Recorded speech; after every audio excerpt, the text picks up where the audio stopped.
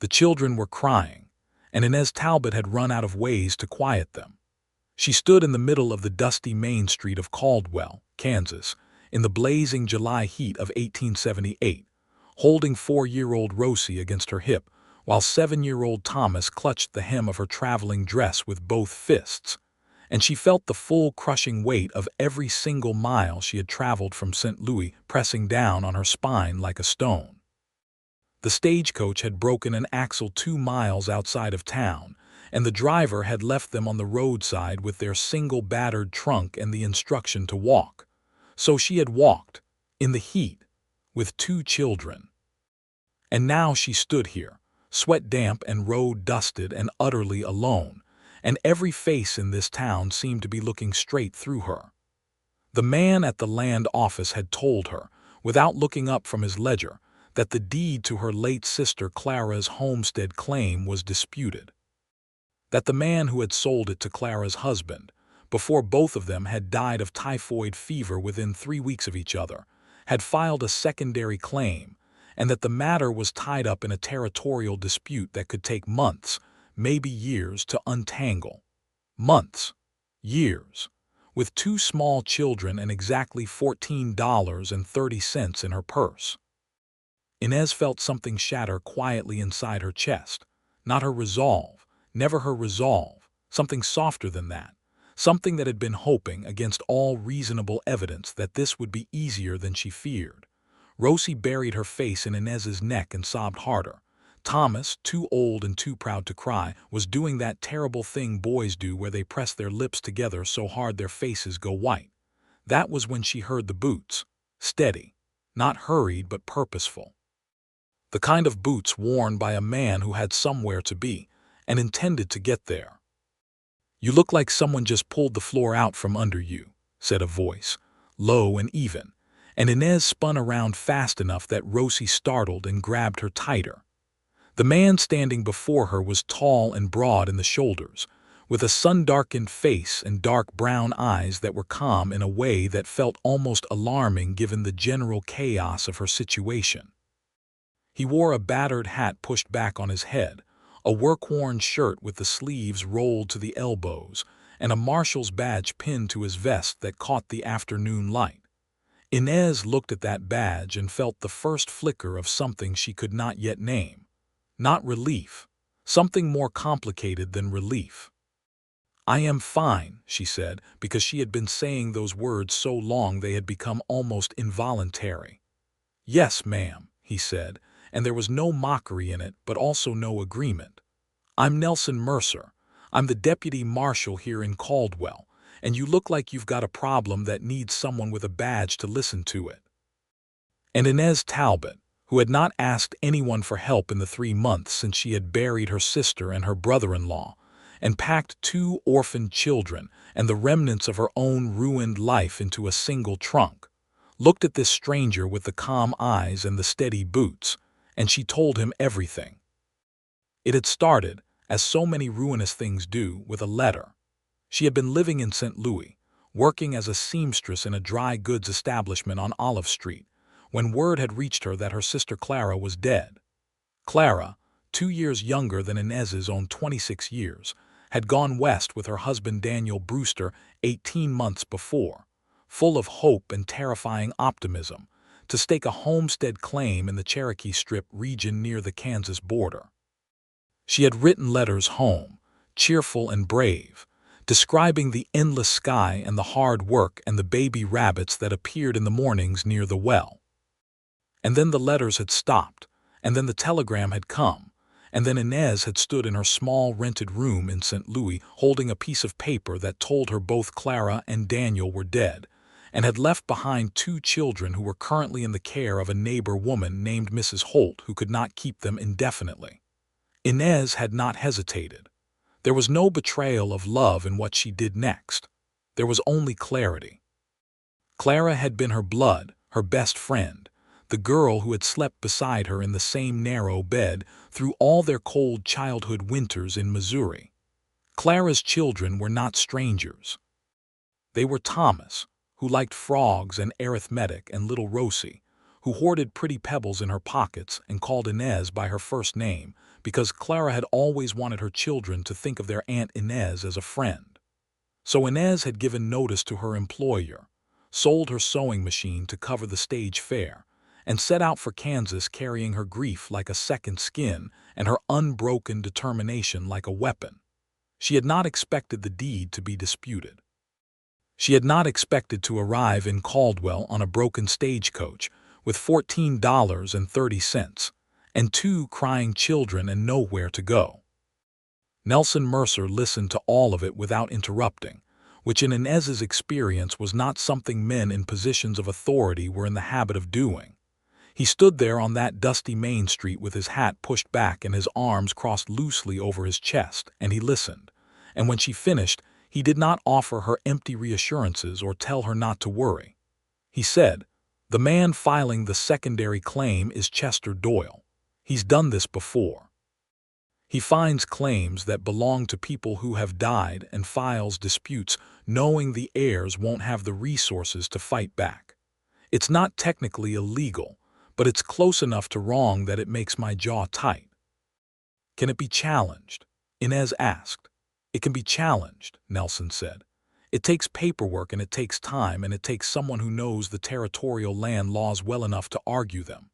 There's a lawyer in town named August Fry who's beaten Doyle twice before. But right now what you need is a place to sleep tonight with these children, and I happen to know that the widow Calloway rents rooms above the millinery on 2nd Street and that she charges fair rates and tolerates children." Inez looked at him. There was something careful in her looking, something that came from a life spent reading the hidden motives of people who offered things. She had learned, in 37 months of living alone and making her own way, that offers always came with strings, and she had become very good at finding the strings before they could tighten. But Nelson Mercer's face was, as far as she could read it, entirely clean of hidden agenda. There was nothing in his expression except a straightforward and slightly frustrated concern for a problem that he felt was within his power to partially address. "Thank you," she said, and meant it with more complexity than those 2 words could carry. He walked them to Mrs. Calloway's. He carried the trunk, which was heavier than Inez would ever have admitted, without being asked, and without making a performance of the gesture. Thomas watched him with the wary eyes of a boy who had recently lost every adult man in his life, and was not yet sure whether that meant all adult men were untrustworthy or whether it meant he simply needed to be more careful. Mrs. Calloway was a small, brisk woman in her 60s with silver hair and an apron that smelled of lavender, and she took one look at Inez and the children and said, "Oh, you poor things," in a tone that was entirely compassionate without being pitying, and showed them to a room with 2 beds and a window that looked out over the back garden. Nelson set the trunk down and paused in the doorway. "I'll look into the deed situation first thing tomorrow," he said. "You don't have to do that," Inez said. "I know I don't have to," he said, and something in the simple directness of that made her throat tighten unexpectedly. "I'll come by at 9. Is that all right?" It was all right. He left. Inez sat on the edge of one of the beds and let Rosie climb into her lap, and felt the full strangeness of arriving in a place where someone had, without obligation or angle, been kind. That first night, after both children had fallen asleep exhausted in the larger bed, Inez sat by the window in the dark and let herself feel the grief she had been holding at arm's length since St. Louis. She thought about Clara. About the way Clara had laughed, too loud and too freely for propriety, about the way she had tucked wildflowers into Inez's hair when they were girls, about the life Clara had been building out here in this vast and punishing country, and how it had ended so abruptly, so senselessly, leaving behind only these 2 small people who needed Inez to be braver than she had ever needed to be in her entire life. She did not fall apart. That was not who Inez Talbot was. But she let herself feel the weight of it fully, because she had learned that grief ignored has a way of becoming grief exploded at the worst possible moment, and she could not afford explosions right now. She thought, at the very end before she slept, about Nelson Mercer's calm dark eyes and the way he had lifted her trunk without being asked, and she told herself very firmly that she was not going to think about that any further. Nelson Mercer had been in Caldwell for 3 years. He had come west from Ohio at 23, which made him now 26, the same age as Inez, a coincidence he would not learn until much later. He had come with a vague plan that had sharpened over time into something more purposeful. He was good with order. Good with the kind of steady, patient, non-theatrical courage that daily law enforcement required, which was a different thing entirely from the flashy gunslinging heroics that dime novels like to celebrate.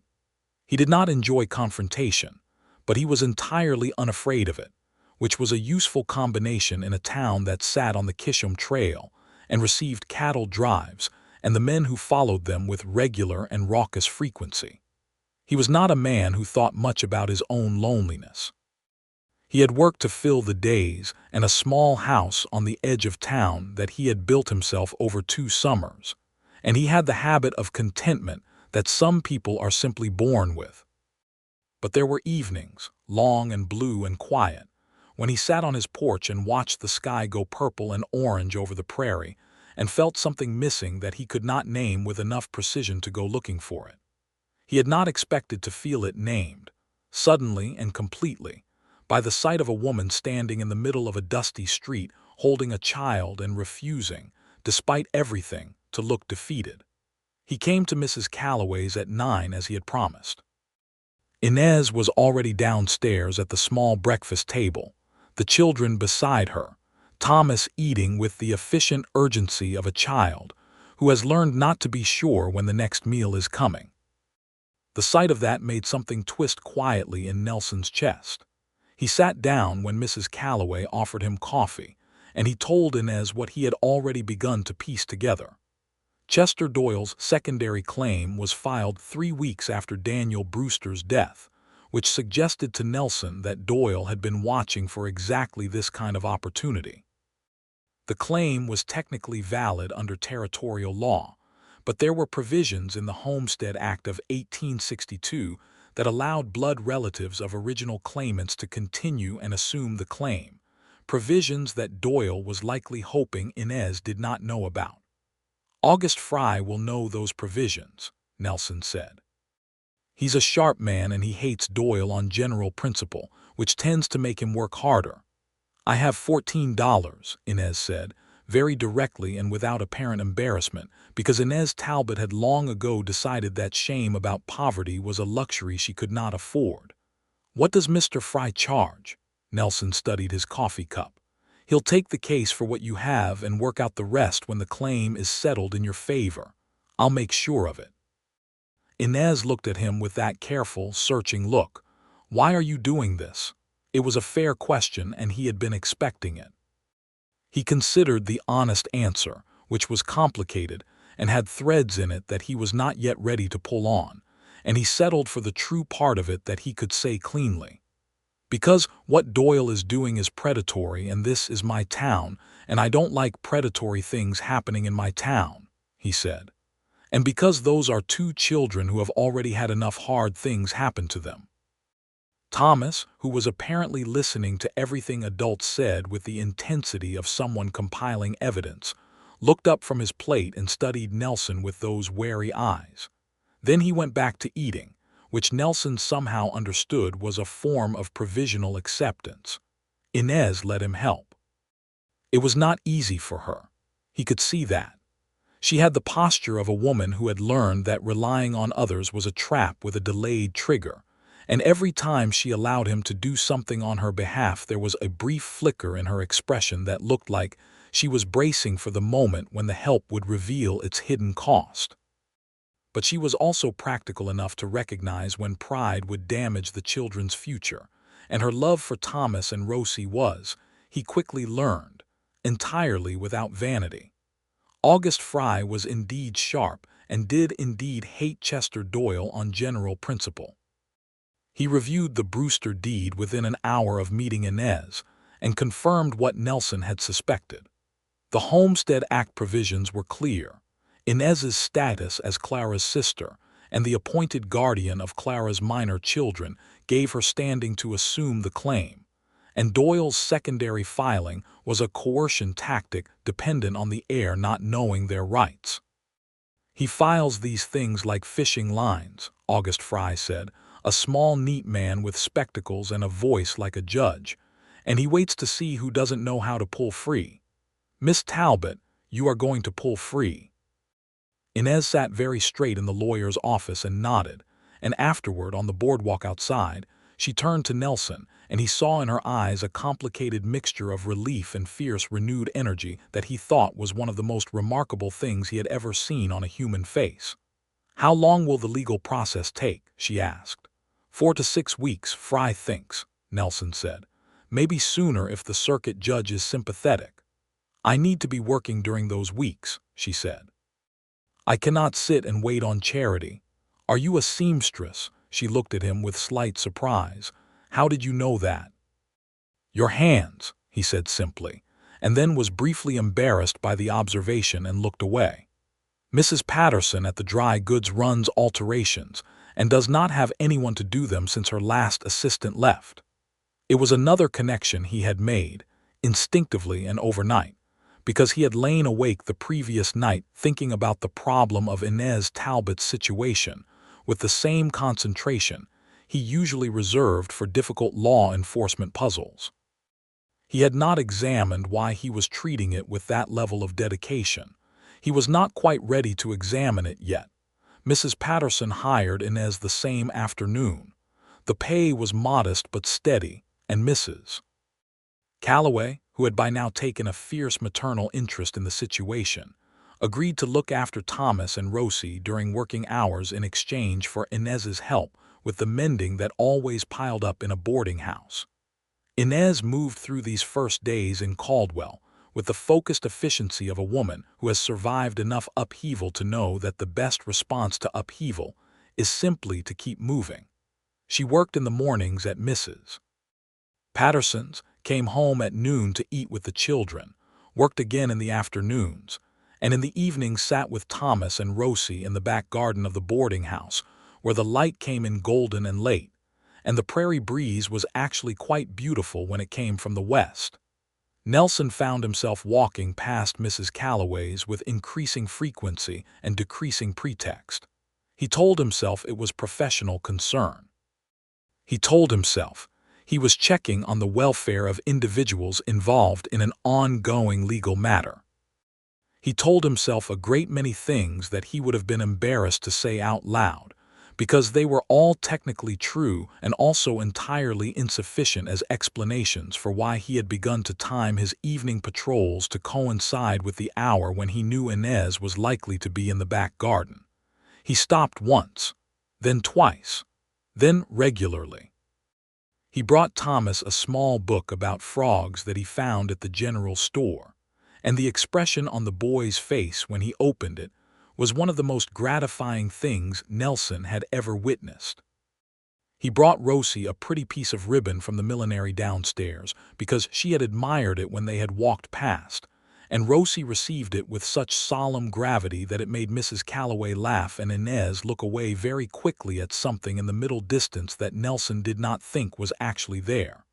They talked in those evenings. Small things at first. The town, the weather, the progress of the legal case. Then larger things, gradually, the way two people who are being careful with each other will edge toward depth.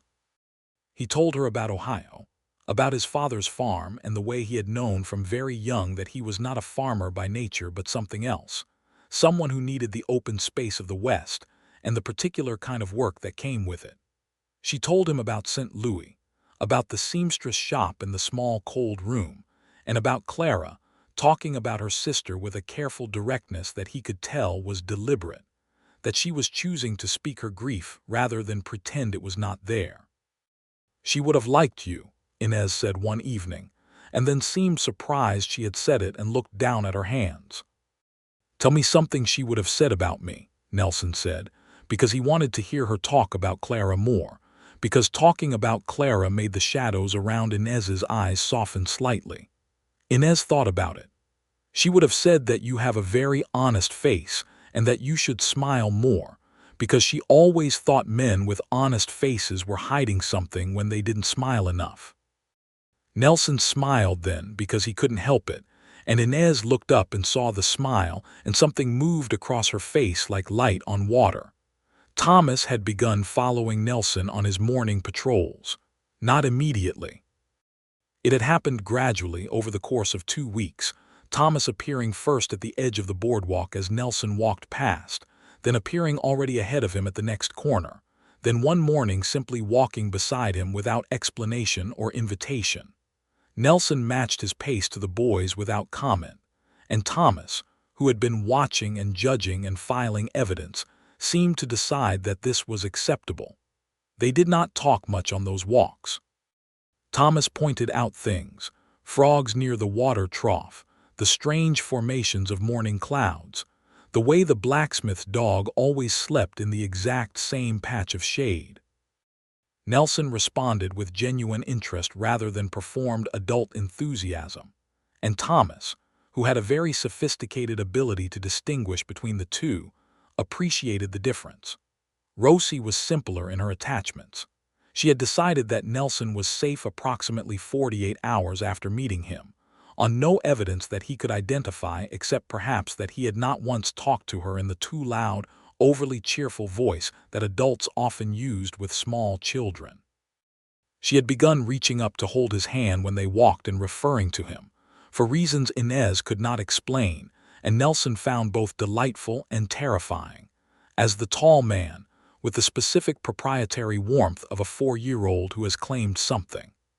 Inez watched all of this happening with an expression that was very controlled and very complicated, and that Nelson was learning to read in the same way he had learned to read a lot of things about her. She was afraid.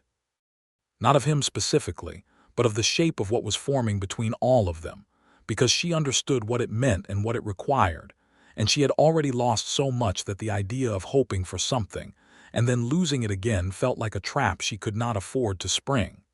He understood this. He did not push. He showed up and was steady and useful and honest, because those were the things he knew how to be, and he trusted that steadiness to say what he could not yet say aloud.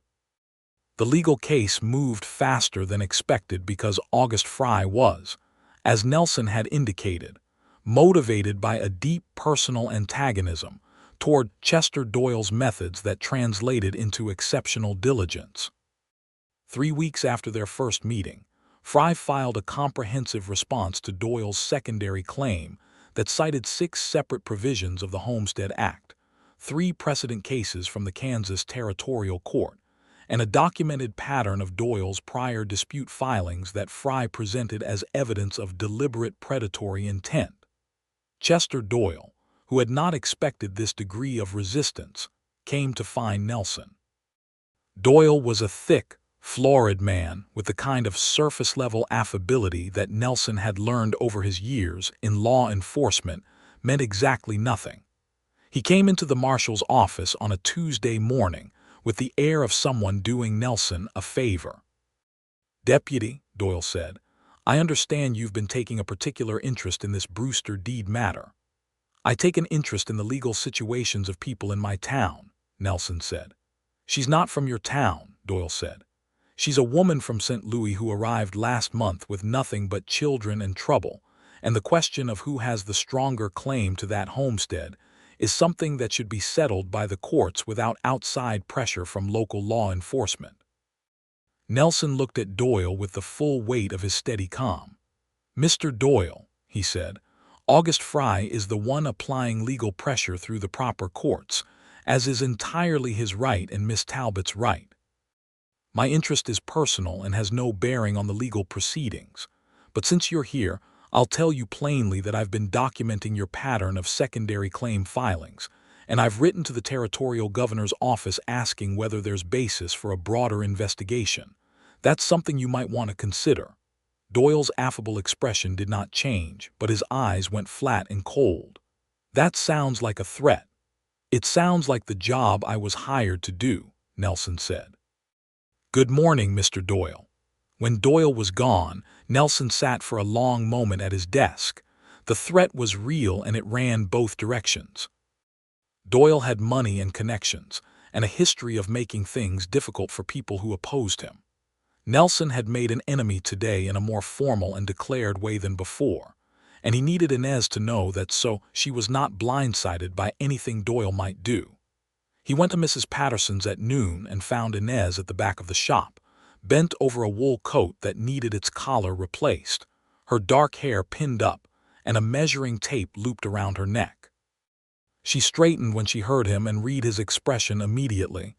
"What happened?" she asked. He told her. He told her all of it, including the part where he had perhaps accelerated the conflict by mentioning the governor's office letter, which was real but which he had sent only that morning and which he acknowledged was partly a bluff at this stage. Inez listened without interrupting, which was what she always did, and when he finished she said, "He's not going to back down, is he?" "No," Nelson said honestly. "But August Fry thinks the case is strong enough that it won't matter. The question is whether Doyle tries anything outside the legal process." "Like what?" Nelson hesitated, not because he wanted to deceive her but because he was choosing between alarming her unnecessarily and respecting her intelligence enough to be fully truthful, and he always chose the latter. He has used hired men before to discourage people from pursuing claims against him. Nothing that could be directly traced, just the kind of pressure that makes people decide it's not worth the trouble. Inez set down her needle and looked at him with eyes that were absolutely clear and unafraid. "I have survived a lot of things, Mr. Mercer. Chester Doyle is not going to be the thing that breaks me." He believed her entirely. He also felt something fierce and protective rise in him that he recognized with the clarity of a man who had finally run out of ways to deny what was happening. "I know that," he said.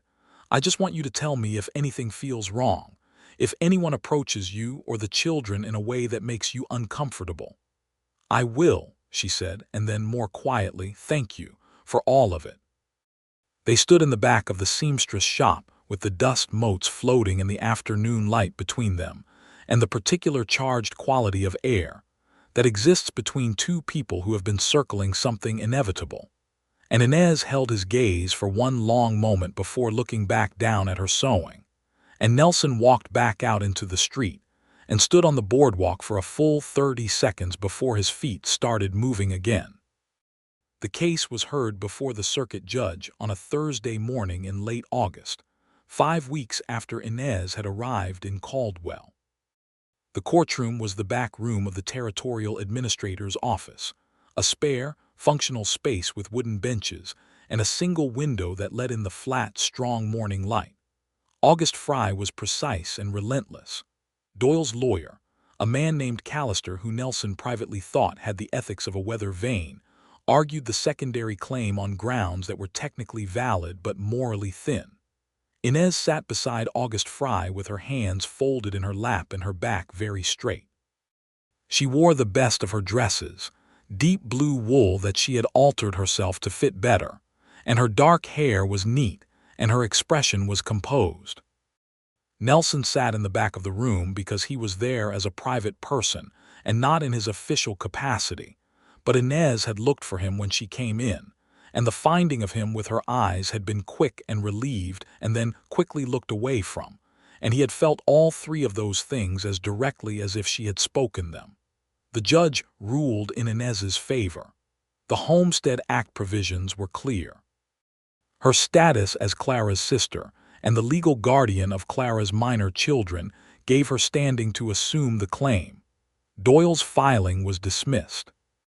The Brewster homestead, 160 acres of Kansas prairie that Clara and Daniel had broken their backs to claim and work, was officially Inez Talbot's to continue. August Fry shook her hand. Mrs. Calloway, who had come to the hearing and sat in the second row with her hands twisted together in her lap, let out a breath so audible that the people near her turned.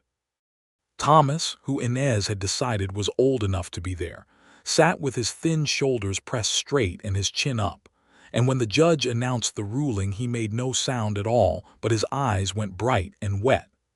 Inez stood up from the bench and turned, as if by compass, to find Nelson in the back of the room. He was already looking at her. He said nothing. She said nothing. But something passed between them that was so complete it needed no words. Outside on the street afterward, with August Fry heading back to his office and Mrs. Calloway fussing over Thomas and Rosie, Nelson and Inez stood in the shade of the courthouse awning, and she said, "I have a homestead." "You have a homestead," he confirmed. "I have never farmed in my life," she said, and for the first time since he had met her she sounded uncertain about something. "Neither had your sister when she started," he said. She looked at him and then laughed, which he had not heard before, a real laugh, slightly surprised, and it was like watching a door open that had been shut for a very long time. The homestead was 17 miles east of Caldwell, on land that sat in a gentle bend of a tributary creek with good grass and a stand of cottonwoods along the bank. Daniel Brewster had built a sod house with 2 rooms and a lean-to kitchen before the typhoid took him, and Clara had added a garden bed along the south wall and a chicken run, and the neighbor woman, Mrs. Holt, who had cared for the children, had been tending things as best she could.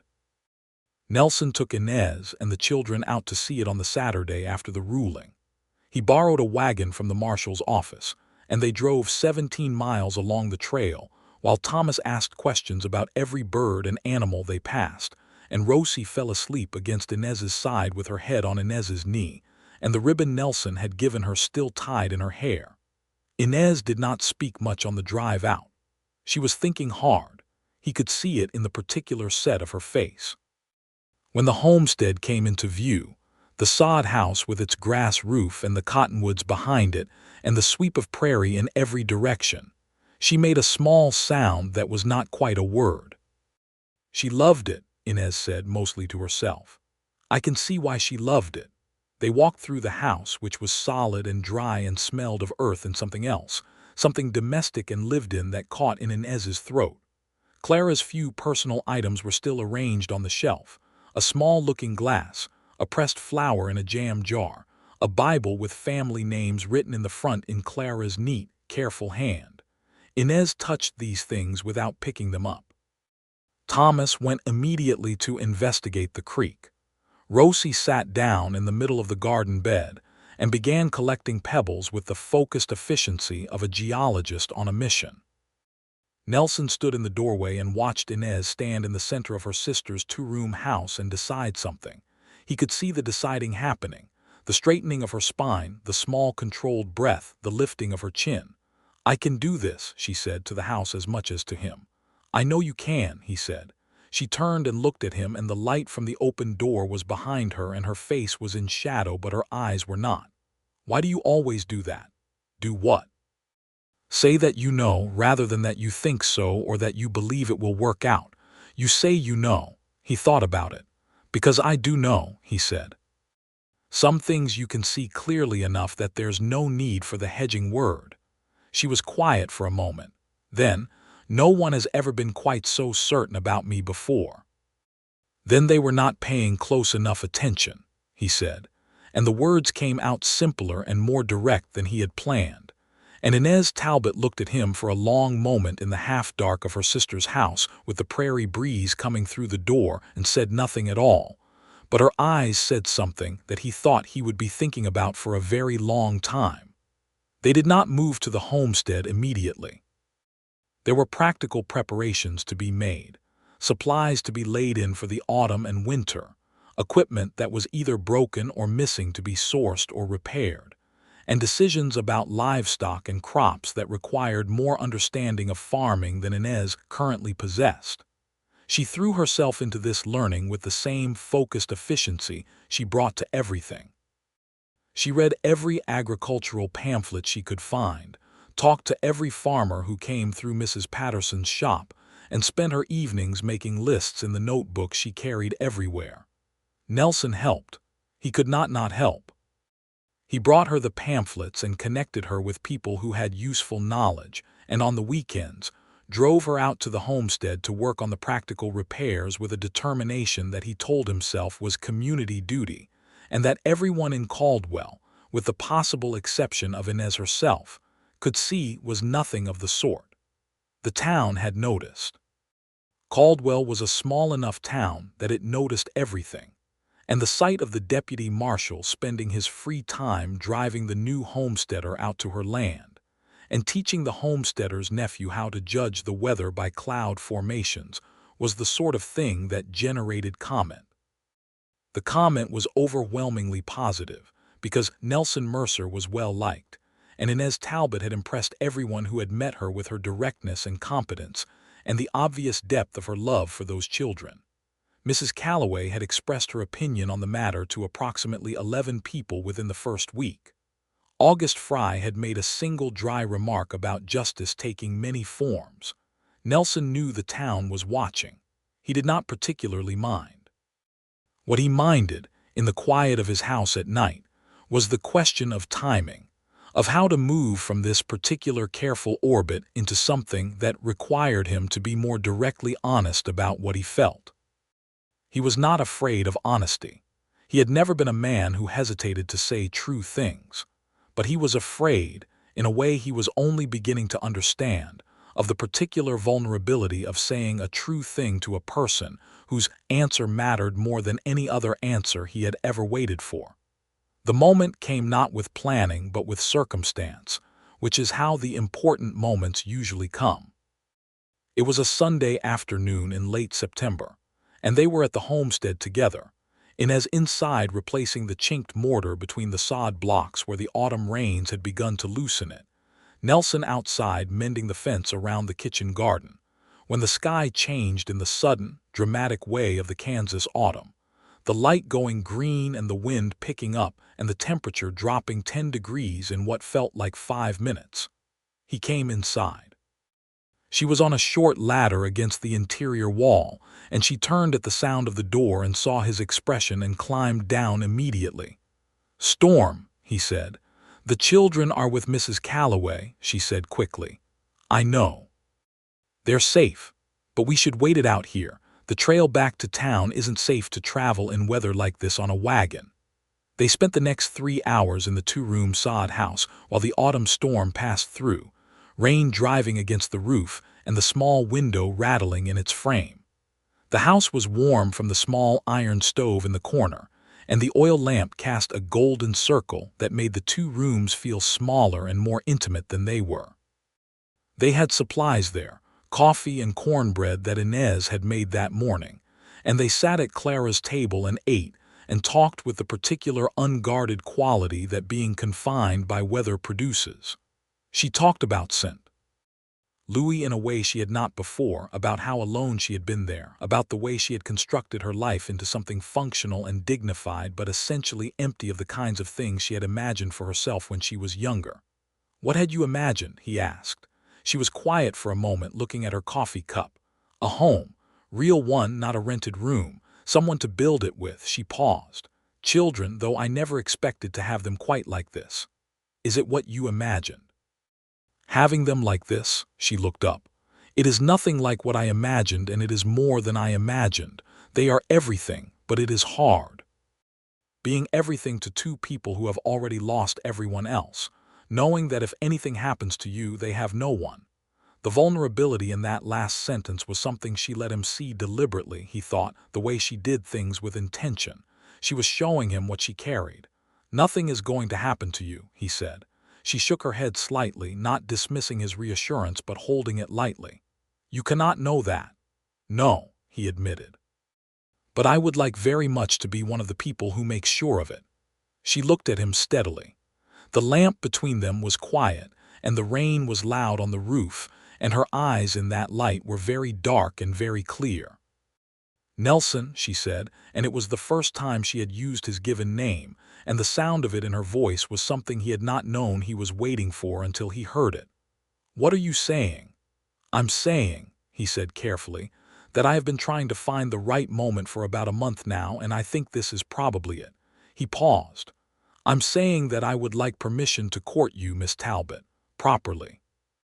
With the intention, if you should come to feel as I do, of asking you a more significant question." The rain was very loud. She was very still. "You have considered this thoroughly," she said. "Not a question, an observation."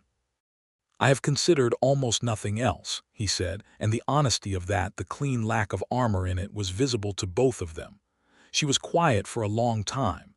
He let her be quiet because she was thinking, and he respected her thinking, and he did not want to fill the silence with words that would crowd out whatever she was working through. "I came here for them," she finally said. "For Thomas and Rosie. I came because they had no one and I was someone. And I will not do anything that makes their lives more complicated or more uncertain than they already are. I know that. If I allowed you to court me and it did not result in what you intend, or if what you intend proved to be something I could not sustain, it would hurt them." "It would," he agreed. "That's why I'm asking permission rather than simply proceeding, because I think you deserve to make this decision with full knowledge of what you're deciding." She looked at him for a very long moment, and then she said quietly and precisely, "All right, Mr. Mercer, you have permission." He let out a breath. He had not known he was holding a breath. "And you might as well continue to call me Nelson," he said, "since you already have." She smiled, small and careful and real. "Nelson." Courtship in Caldwell, Kansas, in 1878 was a particular kind of thing. It was conducted in the open, observed by everyone, subject to the approval or commentary of the entire community in a way that would have felt suffocating in a city, but which, on the frontier, served a practical function. Community was what kept people alive out here. The approval of a community was not a small thing. Nelson courted Inez with the same steady purposefulness that characterized everything he did. He asked her to accompany him to the harvest social at the end of September, and she accepted, and they danced twice, which was the number that was socially acceptable, and also, given the way Inez looked in her blue dress under the lanterns strung between the trees in the town square, the number that tested Nelson's patience to its absolute limits. He brought her small things, a book about Kansas agriculture that had just arrived at the general store, a jar of the particular honey that the German beekeeper 8 miles east of town made, and that she had mentioned in passing was the best she had ever tasted.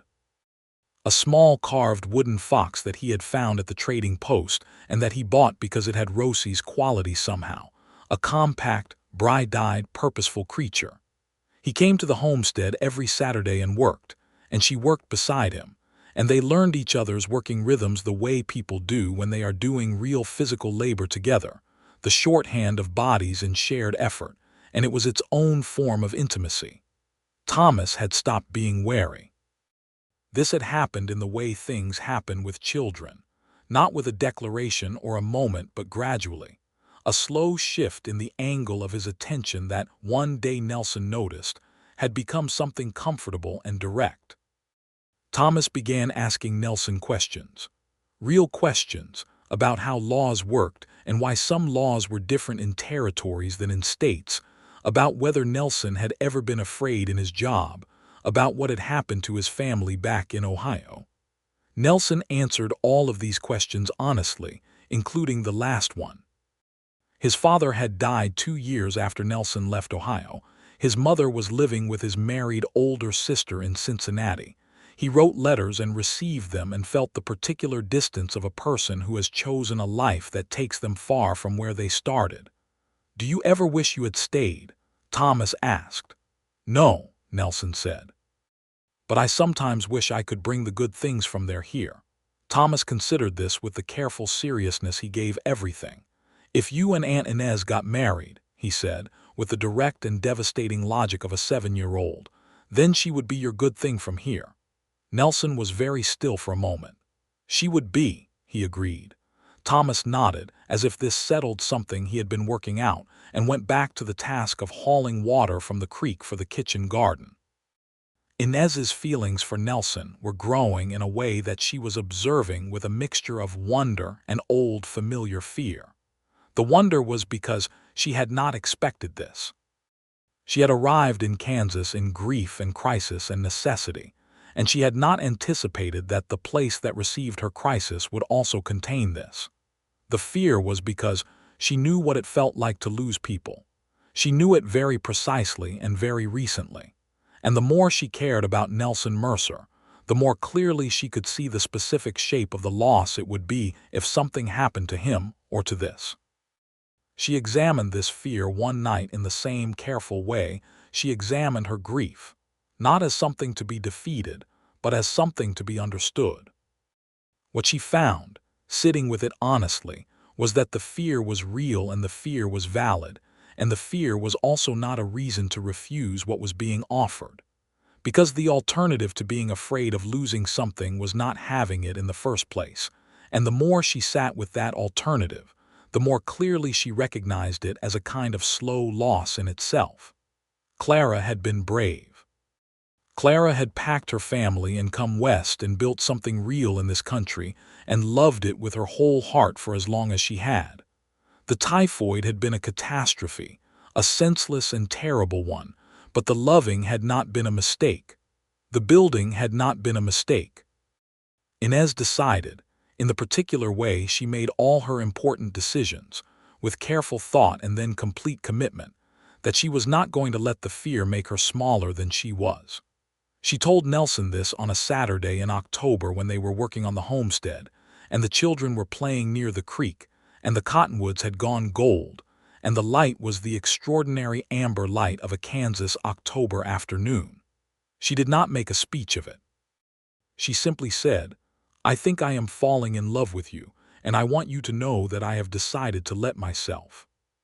He set down the fence post he was holding and turned to look at her with an expression that was so completely open and unguarded that she felt her chest ache with it.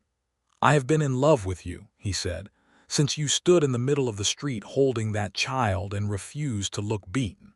She crossed the distance between them. It was 5 steps. She counted them without meaning to. And when she was close enough, he reached out and held her face in both of his hands with a gentleness that she felt all the way through, and he kissed her.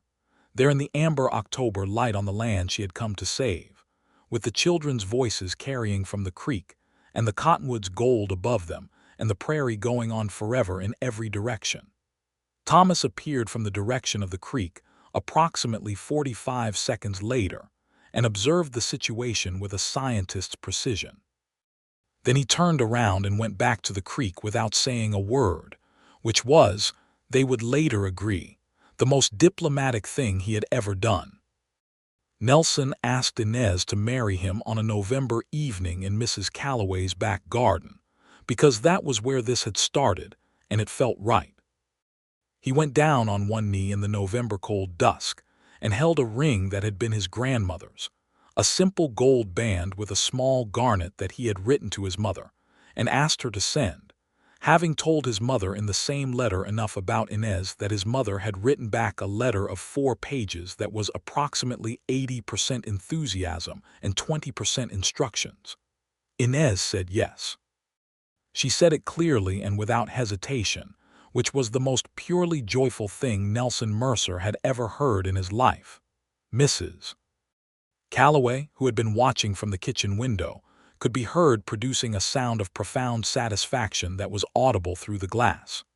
Rosie, who had been in the garden with them for reasons neither of them had entirely accounted for, looked at the ring and then looked at Nelson and then climbed onto his knee, while he was still kneeling, and pressed her face into his shoulder in the specific way she had of expressing that something was important to her, and that she approved. Thomas came to Nelson the next morning alone before the rest of the house was awake. He stood very straight and looked at Nelson with those serious, watchful eyes. "I want to ask you something," he said. "Ask," Nelson said. "When you marry Aunt Inez," Thomas said carefully, "will we live at the homestead?" "Yes." "And will you be there?" "Every day," Nelson said. "Unless I'm working, and then I'll come home." Thomas nodded, working through something. "When my parents were sick," he said, "they sent us to Mrs. Holt's. They didn't want us to see them sick, but I knew they were sick and they knew I knew, and we were apart anyway." He paused. "I don't want to be apart anymore." Nelson looked at this boy, this 7-year-old boy who had carried more than a 7-year-old should carry, and who was making, in his careful boy way, a declaration that he wanted to belong somewhere. He sat down on the porch step so they were eye to eye. "You will not be sent away," Nelson said. "Not from anything. Whatever happens, the four of us deal with it together. That is a promise." Thomas held his gaze for a moment that felt very long and very important. Then he nodded once, a sharp, decisive nod that seemed to settle something permanent. "All right," he said. They were married in December, 3 days before Christmas, in the small church on Caldwell's Main Street. The town came. This was not an exaggeration.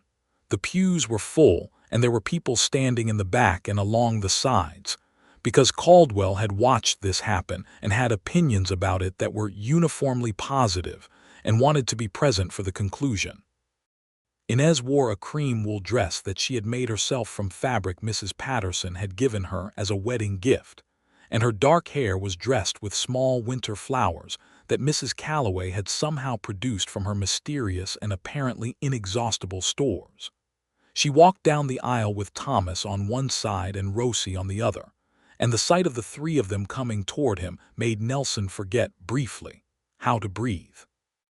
They exchanged vows in front of the Reverend Whitmore, who had a kind face and a steady voice, and when Nelson said, "I do," he was looking directly at Inez with the full weight of everything he meant by it visible in his expression.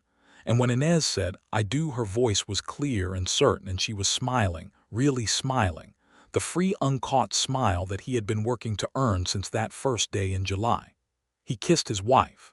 The town applauded. Rosie, standing between them, reached up and grabbed both their hands simultaneously and announced to no one in particular, "Now we are all the same family." And there was laughter, and also more than one person in the pews who had to look up at the ceiling for a moment to recover themselves. They spent their first winter as a family at the homestead, which was a kind of extended and practical test that also turned out to be, despite its difficulties, one of the most genuinely contented periods of Nelson Mercer's life. Kansas winters were hard.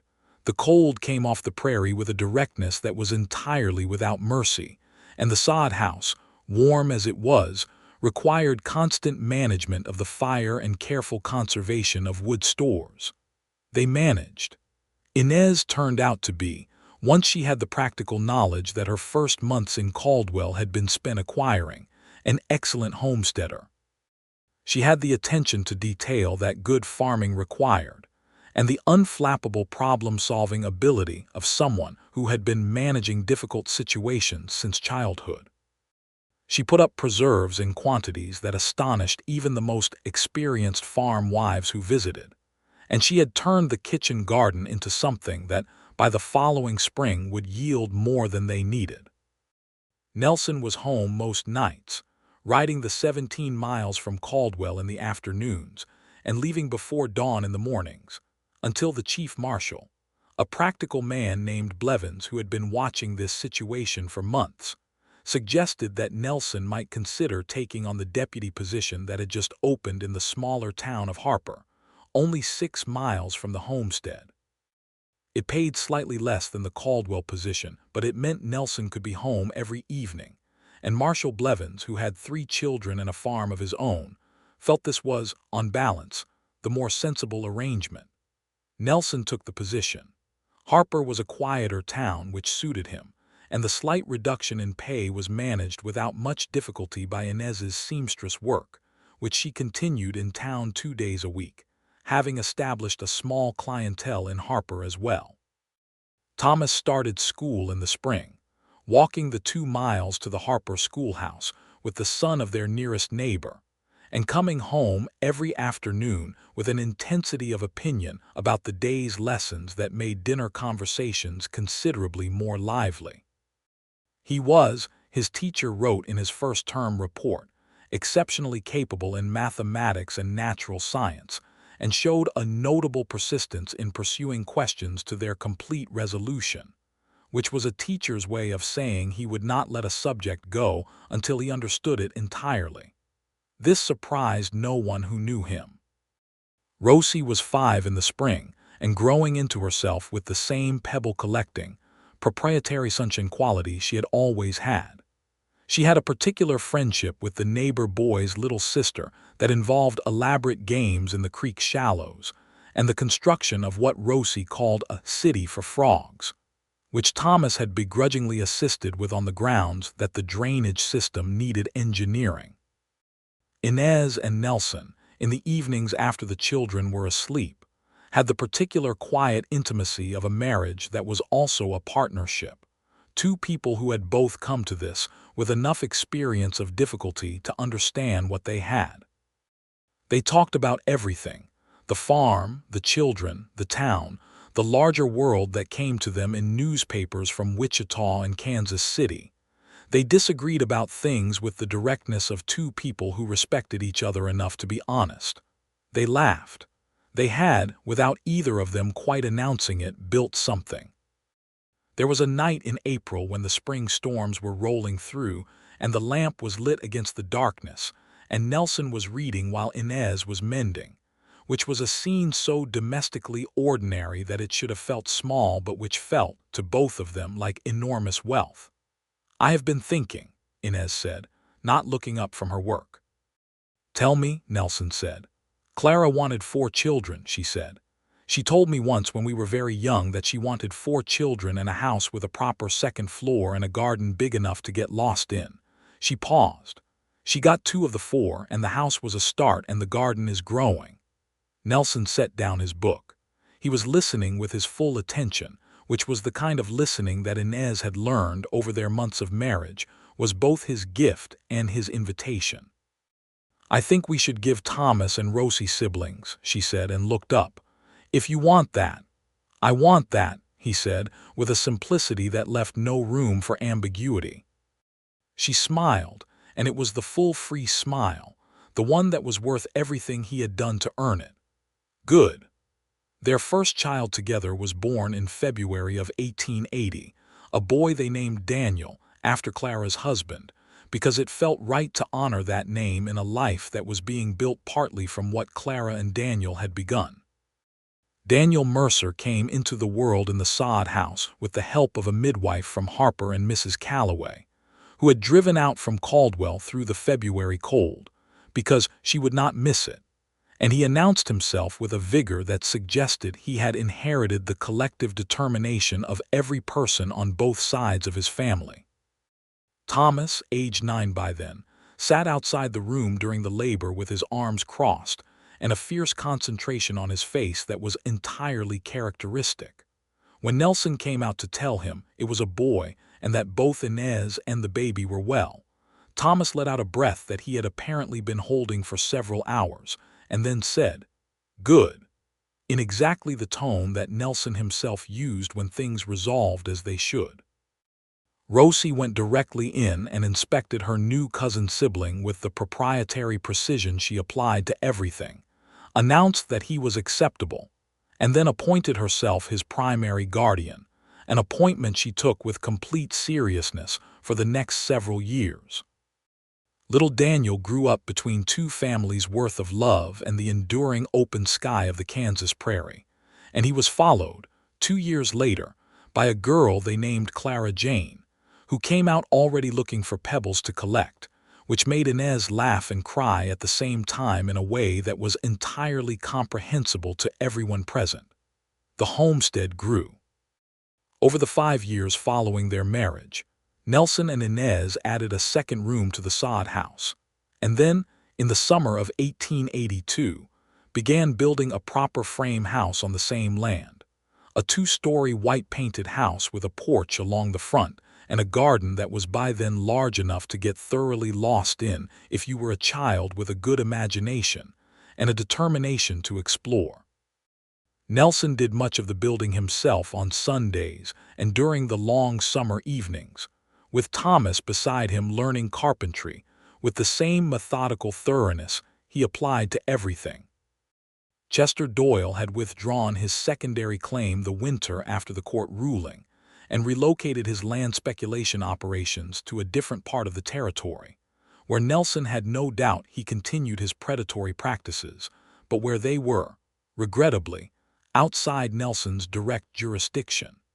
Nelson had sent the complete documentation of Doyle's pattern to the territorial governor's office and had received acknowledgement that it was on file. Whether it would result in any formal action was uncertain, but it was on the record, and Nelson felt that the record mattered even when action was slow.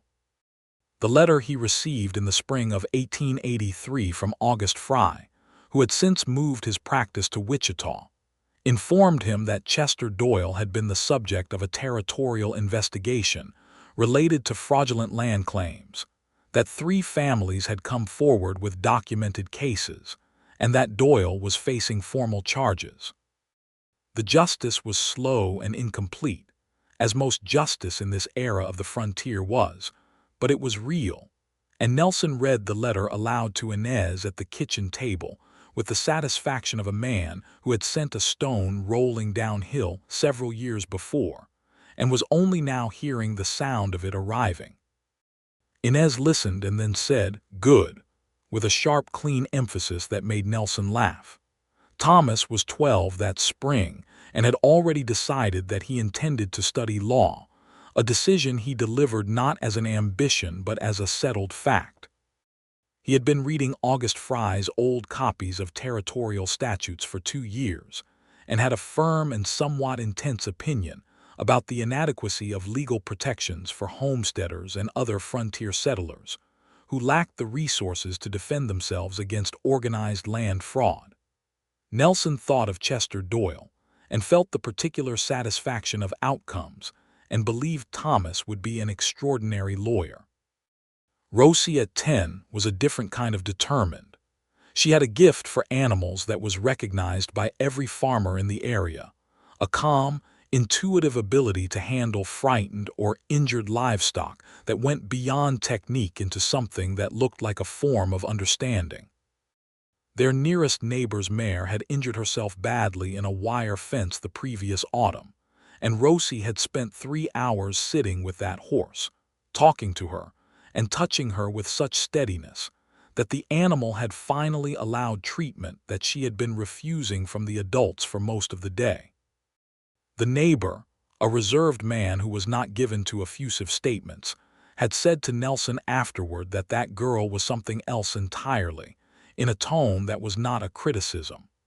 Young Daniel was 3 and possessed of an energy so continuous and complete that it sometimes seemed physically improbable. He had his father's steady dark eyes and his mother's absolute refusal to accept limitations, and he had recently taken to following Thomas everywhere with an uncritical adoration that Thomas bore with the dignity appropriate to a 12-year-old, who is simultaneously moved by the adoration and obligated to maintain a certain coolness about it. Clara Jane, at 11 months, was already pulling herself upright on the furniture and regarding the world with an expression of such focused determination that everyone who met her made exactly the same comment, that she was the image of Inez. Nelson thought this was the finest thing anyone could say about his daughter. There were evenings in the summer of that year when Nelson sat on the porch of the white house he had built on his wife's land, watching the light go down over the prairie and listening to the sounds of the house, Thomas reading aloud to Daniel in the living room, Rosie singing something off-key in the kitchen where she was helping Inez with supper, the baby making the small, contented sound she made when she was tired. And he thought about the man who had lived for years in a small house in Caldwell, feeling the absence of something he could not name precisely. He could name it now. He had been naming it every day for 5 years, and it still had the quality of something so fully present that it was worth stating. He heard the screen door behind him, and then Inez was there, standing beside him, handing him a cup of coffee that she had brought without being asked, because she knew exactly how he took it and exactly when he wanted it. She stood beside him and looked out at the prairie, and the evening light was in her hair and on her face, and she was 31 years old, and she looked like everything he had ever hoped the West might hold. "What are you thinking about?" she asked. "You," he said simply. "All of you." She leaned into his side and he put his arm around her, and they stood together on the porch of the house they had built on the land she had come to claim, and the children's voices came through the walls, and the prairie went golden and then purple and then dark, and the stars came out over Kansas the way they always did, in their extravagant and uncountable abundance. "I think we should talk about another child," Inez said, into the comfortable silence. Nelson turned to look at her. She was looking straight ahead at the stars, but there was a smile at the edge of her mouth that she was not entirely hiding. "Clara wanted 4, he said. "She wanted 4, Inez confirmed. "We have 4. "And you want 5, he said, with the certainty of a man who has learned to read a particular face very well over 5 years of close attention. She turned, and the smile was full now, the free and genuine smile that he had spent the better part of a year working to earn, and that 5 years of marriage had not made ordinary. "I want 5, she said. He kissed her there on the porch in the last light, which Thomas observed from the window and responded to with an elaborate expression of world-weary tolerance that did not entirely conceal the fact that he was smiling. Their 5th child, another boy, arrived in the winter of 1884, and they named him George Nelson, for Nelson's father and for Nelson himself, and he came into the world in the white frame house with the firelight and the lamplight warm against the February dark, and all 4 of his older siblings waiting in the next room with varying degrees of patience. Thomas was 13 and calm. Rosie was 11 and barely contained. Daniel was 4 and had been told he was getting a brother, and was cycling between excitement and a growing suspicion that this was taking longer than advertised. Clara Jane, just past her 1st birthday, had no opinion about the proceedings but had developed a charming habit of handing people nearby objects when they appeared distressed, and had spent the afternoon distributing wooden spoons and pebbles to her worried siblings with the generosity of someone managing a crisis. When Nelson came through the door to tell them it was done and that Inez was well and the baby was healthy, Rosie burst into tears of relief. Thomas put his hand on Daniel's shoulder with the quiet authority of a young man who was already becoming something, and Daniel said, "Is it really a brother?" With the suspicion of someone who has learned that adults sometimes get details wrong. "It is really a brother," Nelson said. "Good," said Daniel, in the family's shared idiom for things that had resolved as they should. The Harper years were good years. They were not without difficulty. Drought came in 1885 and stretched everyone on the prairie to their limits, and there were months when the accounts were as tight as they had been in those early days in Caldwell.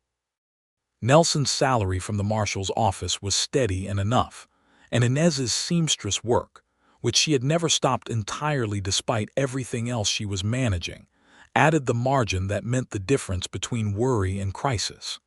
They sold cattle when they had to and bought them back when they could, and they did not go under because they were both, at their cores, people who did not go under.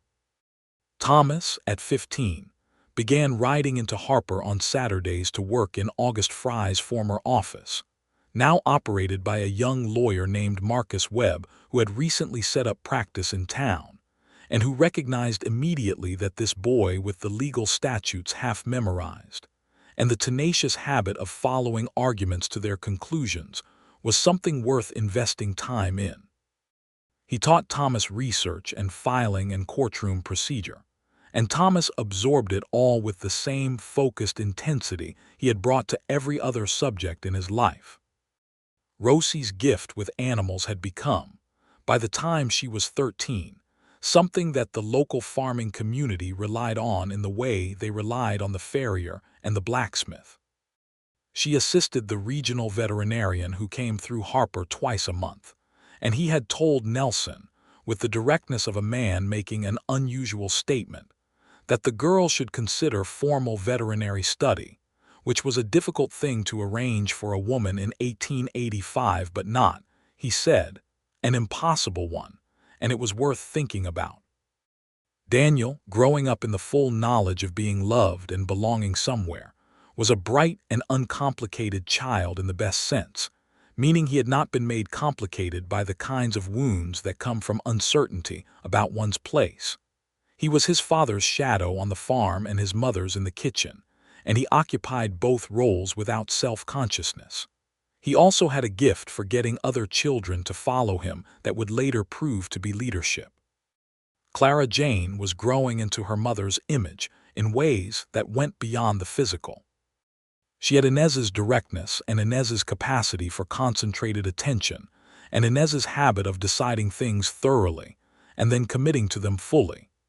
At 3, she had determined that the cat was her particular responsibility and cared for it with such diligence that the cat, previously a feral barn animal who tolerated adults at arm's length, became entirely domesticated and was eventually found sleeping on Clara Jane's pillow. Young George was everything a 5th child should be, easygoing and amused by the world, watching his 4 older siblings with the appreciative gaze of someone who has arrived to a show already in progress and finds it highly entertaining. In the fall of 1886, Inez went back to Caldwell for the first time since her marriage. Mrs. Calloway had passed away in July, quietly and in her sleep at 73, and had left, to Inez's astonishment, a small bequest in her will.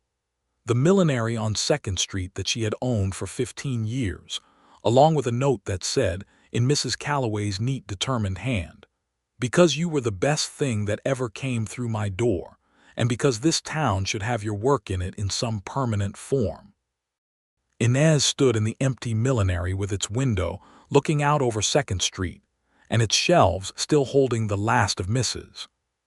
Calloway's inventory, and felt grief for the woman who had taken in a road-dusty stranger and her 2 borrowed children without hesitation, and she felt also the responsibility of what she had been given.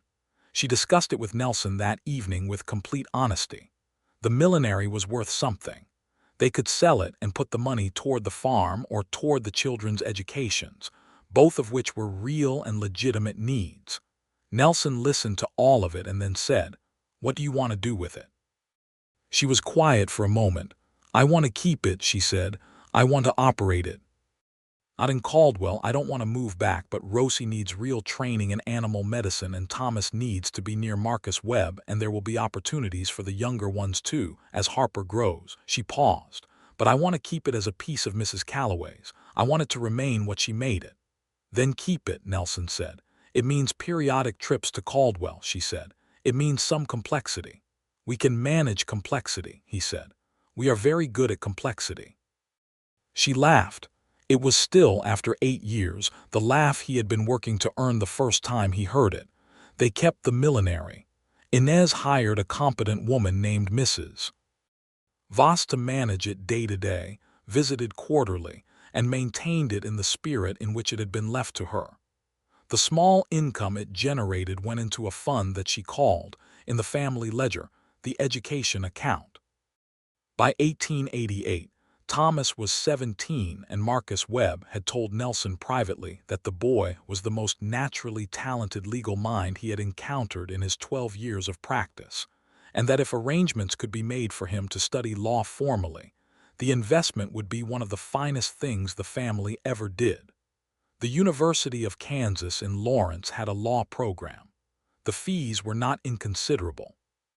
The education account was not, by then, inconsiderable either, between the millinery income and the careful saving of 10 years. Thomas left for Lawrence in September of 1889. He was 18 years old, and he stood on the train platform in Harper with his bag packed with the practical efficiency he brought to everything, and he turned to Inez and Nelson, and there was a moment, quiet and enormous, in which the full weight of everything they had all traveled to get here was present. Inez held him. He was taller than her now, had been for 2 years, and he held her back with the careful strength of a young man who has learned that love expressed physically is not weakness. He shook Nelson's hand and then, with the directness that had always been his particular quality, said, "You made all of it possible, both of you. I need you to know that." Nelson held his gaze. "You made it possible by being who you are," he said. "We just made room." Thomas nodded, that sharp, decisive nod that had not changed since he was 7 years old and making up his mind about the world. He got on the train. Rosie, at 16, was already being called by the regional veterinarian, Dr. Haas, as indispensable to his practice as any formally trained assistant he had worked with. The question of her education was different and required a different solution. There were no formal veterinary programs in Kansas accepting women in 1889. Dr. Haas, who was a practical and forward-thinking man, arranged for Rosie to correspond with a veterinary college in the East that was conducting informal distance study, and he served as her hands-on mentor and supervisor. It was unconventional, but it was real, and Rosie approached it with the same focused, patient determination she brought to a frightened horse. The younger three were growing up in the White House with the porch and the garden large enough to get lost in, and the full awareness that they were loved and rooted and safe, which was perhaps the most important thing anyone can know. In the evenings, when the work was done and the children were sleeping or reading or occupied with their own interests, Nelson and Inez sat on the porch or at the kitchen table with their coffee, and they were simply themselves together, which was a thing of extraordinary, ordinary richness. She still mended in the evenings sometimes. He still read. They still talked about everything, the farm and the children and the larger world that was always changing around them. The territory becoming a state in 1861 had been long before their time here, but the changes continued. Railroads pushing further west, more settlers coming, the range wars that troubled other parts of the territory. The injustices of the frontier were real and continuous, and they talked about them honestly. The displacement of native peoples from their lands, a wrong so vast it resisted easy resolution. The way women's legal standing remained constrained in ways that Inez had personal experience of. The persistence of men like Doyle, whose predatory instincts were never fully checked. These were not cheerful conversations, but they were honest ones, and honesty had always been the foundation of what they were to each other. In the spring of 1891, a letter came from Thomas. He had passed his bar examination. He was the youngest man in his cohort to do so, and he was opening a practice in Lawrence, and his first cases were, he wrote with a satisfaction that was entirely characteristic, 3 homesteader families disputing fraudulent secondary claims. Inez read the letter aloud at the kitchen table with all 4 children present, George being 7 now and old enough to understand what it meant, and when she finished, there was a moment of silence that was full of everything. "He did it," Rosie said, with a sister's fierceness. "Of course he did," said Daniel, who was 11 and had never doubted it. Nelson looked at Inez across the table. She was looking at him already. And in her eyes he saw Clara, and the journey from St. Louis, and the broken stagecoach, and the dusty Main Street, and the $14.30, and he saw everything they had built from it. And he saw his wife, fully and completely, in the way he had seen her from the very beginning. She reached across the table and took his hand, and her grip was firm and warm and certain. Outside, the Kansas spring was coming up green from the earth that Clara and Daniel Brewster had first broken, on the land that Inez Talbot had traveled 1,000 miles to claim and keep. And the cottonwoods along the creek were putting out their new leaves, and the children were already beginning to argue cheerfully about who got to read Thomas's letter next. And the White House with the porch and the garden stood exactly as it had been built, steady and real against the endless sky.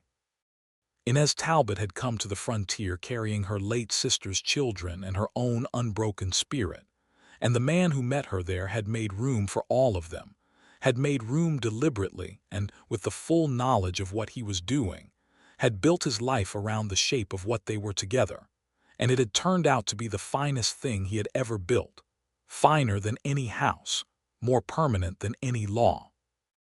They sat together in the prairie morning with the coffee getting cold between them and their children's voices filling the house around them, and they were, in all the ways that mattered most, completely home.